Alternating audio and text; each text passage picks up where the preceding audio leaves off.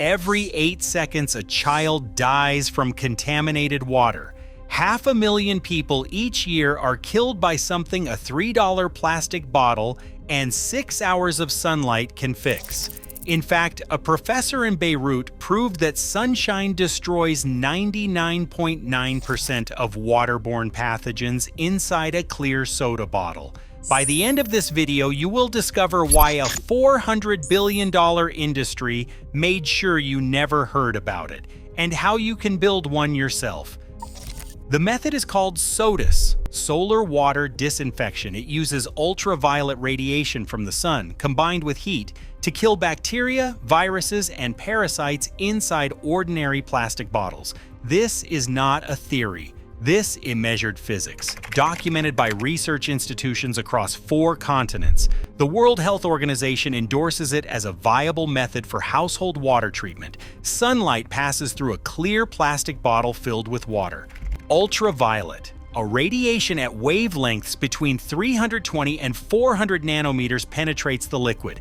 That radiation triggers the formation of reactive oxygen species, hydrogen peroxide, hydroxyl radicals, singlet oxygen. These molecules attack the DNA and proteins of every microorganism in the bottle. The pathogens cannot replicate, they die. Water in clean 2-liter PET bottles needs 6 hours under sunny or partly cloudy skies to reach complete disinfection. On fully overcast days, you extend that to 48 hours. When water temperature climbs above 50 degrees Celsius, the process accelerates threefold. Researchers at the Swiss Federal Institute of Aquatic Science and Technology measured bacterial kill rates across dozens of field installations. E. coli concentrations dropped by 3 to 4 orders of magnitude, a reduction factor of 1,000 to 10,000, from dangerous to drinkable using nothing but sunlight and a discarded soda bottle. The estimated cost is 63 cents per person per year, not per day, per year. The only input is a resource no corporation on Earth can meter, patent, or sell: sunlight.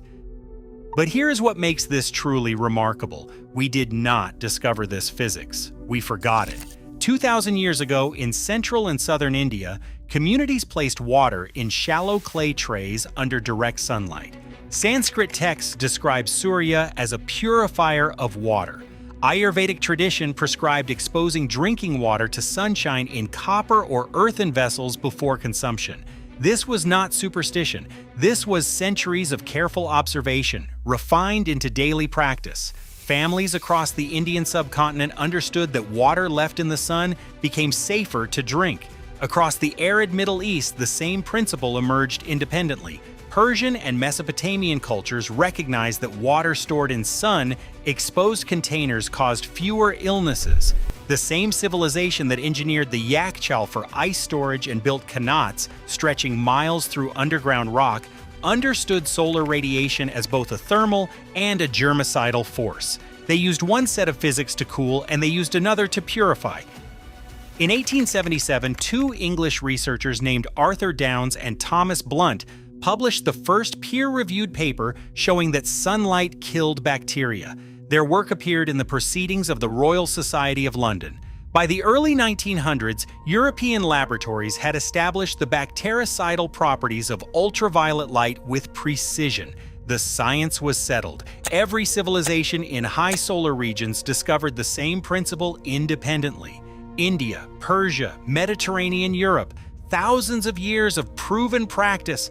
Then, in less than a century, the knowledge vanished from public awareness entirely. In 1910, the first large-scale chlorination of a public water supply began in Jersey City, New Jersey. Chemical companies saw an enormous market take shape. By the 1930s, municipal water treatment had become a multi-million-dollar industry. Corporations sold chlorine compounds, filtration hardware, and mechanical pumping systems. They funded research. They lobbied legislators. They wrote the standards that defined what clean water meant. And their definition always required a product you had to purchase. Chlorination works. Nobody disputes that. But the commercial infrastructure it created ensured that any method not requiring purchased chemicals was systematically excluded.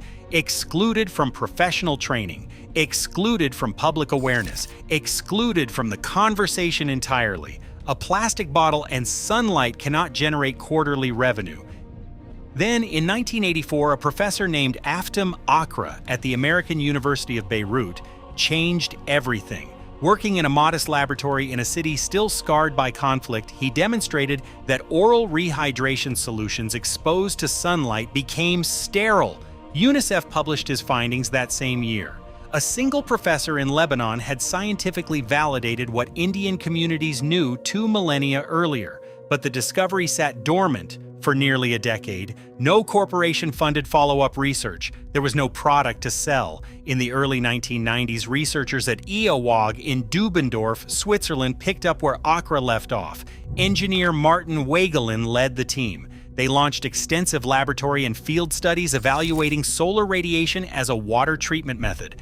What emerged was the SOTUS protocol, a precise set of procedures transforming a proof of concept into a deployable public health intervention. Dr. Kevin McGuigan at the Royal College of Surgeons in Ireland conducted the clinical trials that would become landmarks. His team traveled to the Kenya and Tanzania border. They worked directly with Maasai communities in 1996. Children under 5 using solar disinfected water showed significant reductions in diarrheal illness. Follow-up studies documented that 16 to 24% of diarrhea cases were prevented. 86% of cholera occurrences were avoided. The evidence kept stacking. The Cochrane database examined 4 trials with 3,460 participants. Solar water disinfection reduces diarrhea by around 1/3 in low-income settings. In rural northwest Ethiopia, a trial found substantial reduction among children under 5. In Malawi, a 2020 assessment showed 88% reduction in waterborne illness among SOTUS households. Then came the breakthrough that should have made global headlines. Researchers at Johns Hopkins University in Baltimore discovered that adding 30 milliliters of lime juice per 2 liters of water before solar exposure accelerated disinfection dramatically. E. coli was eliminated in just 30 minutes. The citric acid combined with psoralen found in lime rind amplified ultraviolet damage to bacterial DNA, producing a treatment time equal to boiling, achieved with a plastic bottle, sunshine, and half a lawn. Decades of clinical proof, endorsed by every major health body on Earth. EOWAG documented over 5 million people across more than 25 countries adopting the method. It works. So why have you never heard of it? The global bottled water market was valued at $451 billion in 2025. Trucks hauling pallets of shrink-wrapped bottles to supermarket loading docks, executives in glass tower conference rooms reviewing quarterly sales projections, marketing teams designing labels with pristine mountain springs while the water inside comes from municipal taps. This is the industry that depends on you believing clean water can only come from a factory. SOTUS does not rely on any commercially manufactured product. There is no SOTUS industry. There is no SOTUS lobby. There is no SOTUS billboard on your highway. A discarded soda bottle and 6 hours of sunlight cannot support a quarterly earnings call. Chlorination has chemical companies behind it. Filtration has hardware manufacturers. Boiling has fuel sellers. Every competing treatment method generates revenue for someone. SOTUS generates revenue for no one. The World Health Organization estimates unsafe drinking water kills approximately 1 million people every year from diarrhea alone. 395,000 of those deaths are children under 5. Mothers in refugee camps cradling sick infants. Communities burying children who drank from the same river they always have. These deaths are not inevitable. They are profitable to ignore. The physics works regardless of who profits. Find a clear PET plastic bottle marked with the recycling number 1 on the base.